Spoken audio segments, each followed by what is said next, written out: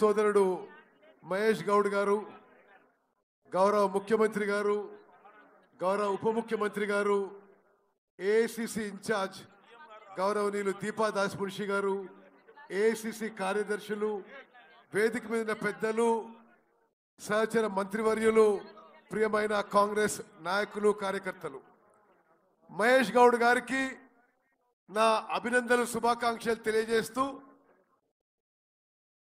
మరోమారు సామాజిక న్యాయానికి కాంగ్రెస్ పార్టీ కట్టుబడి ఉందని చెప్పి ఏఐసిసి నిరూపించింది. ఓబీసీకి చెందిన మహేష్ గౌడ్ గారు సుదీర్ఘకాలంగా ఎన్ఎస్యుఐలో, యూత్ కాంగ్రెస్లో, కాంగ్రెస్ పార్టీలో క్షేత్రస్థాయి పనిచేస్తూ ఈరోజు రాష్ట్ర కాంగ్రెస్ పార్టీ అధ్యక్షుడు కావడం ఇది ఎంతో సంతోషిత విషయం మనవి చేస్తూ నేను మనస్ఫూర్తిగా ఏఐసిసిని కూడా అభినందిస్తున్నాను. సామాజిక న్యాయం అనేది కాంగ్రెస్ పార్టీలో అణువున ఉంటుందని చెప్పి మరోమారు నిరూపించబడ్డది. తెలంగాణలో, ఆంధ్రాలో, ఇతర పార్టీల్లో ఒకే కుటుంబానికి, ఒకే సామాజిక వర్గానికి చెందిన అధ్యక్షుడు. కాంగ్రెస్ పార్టీలో అన్ని సామాజిక వర్గాలు, ప్రత్యేకంగా వెనుకబడ్డ తరగతులకి ఒక ప్రముఖ స్థానం ఉంటుందని చెప్పి మహేష్ గౌడ్ గారి నియామకం మరోసారి నిరూపించింది. నేను నా పూర్తి నమ్మకం, విశ్వాసం మహేష్ గౌడ్ గారి నాయకత్వంలో తెలంగాణలో కాంగ్రెస్ పార్టీ మరింత బలోపేతం కాబోతున్నది. తప్పనిసరిగా మీకు మా సంపూర్ణ సహకారం ఉంటుందని చెప్పి కూడా నేను మనవి చేస్తున్నాను. మిత్రులారా, మీ వల్లనే మేము ప్రభుత్వంలో ఉన్నాం.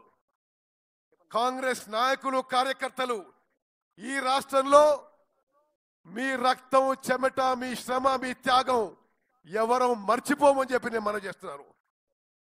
సుదీర్ఘకాలంగా, దశాబ్ద కాలంగా పోరాటం చేసి మొన్న కాంగ్రెస్ పార్టీ అధికారంలో వచ్చింది. ఎప్పుడు కూడా కాంగ్రెస్ పార్టీకి త్యాగం చేసిన వాళ్ళు, కష్టం చేసిన వాళ్ళు కాంగ్రెస్ పార్టీ మర్చిపోదని చెప్పి మహేష్ గౌడ్ గారి నియామకం మరోసారి నిరూపించబడిందని చెప్పి నేను మనం చేస్తున్నాను. దేశంలో రాజకీయాలు చూసినా క్రమక్రమంగా మొన్న పార్లమెంట్ ఎలక్షన్స్ తో నరేంద్ర మోదీ, బీజేపీ గ్రాఫ్ తగ్గిపోతూ కాంగ్రెస్ పార్టీ, రాహుల్ గాంధీ గారి గ్రాఫ్ ఏ విధంగా పెరుగుతుందో మీరు గమనిస్తున్నారు. నిస్సందేహంగా వచ్చే పార్లమెంట్ ఎన్నికల్లో కాంగ్రెస్ పార్టీ గెలిచి రాహుల్ గాంధీ గారు ప్రధానమంత్రి కాబోతుందని చెప్పి నేను మనం చేస్తున్నాను. దానికి మన అందరం కూడా అన్ని విధాలుగా కష్టపడి పనిచేయాలని చెప్పి మనం చేస్తూ సెప్టెంబర్ 17వ తారీఖు 3 రోజుల్లో జరగబోతుంది. నేను 2 విషయం మనవి చేస్తా. ఆనాడు నిజాం నుంచి విముక్తి చెంది భారతదేశంలో విలీనమైన హైదరాబాద్ రాష్ట్రానికి, ఈనాడు తెలంగాణ ఇచ్చిన దానికి రెండిటికి బీజేపీకి సంబంధమే లేదు. భారతదేశానికి ఆగస్టు 15, 1947లో స్వాతంత్రం వస్తే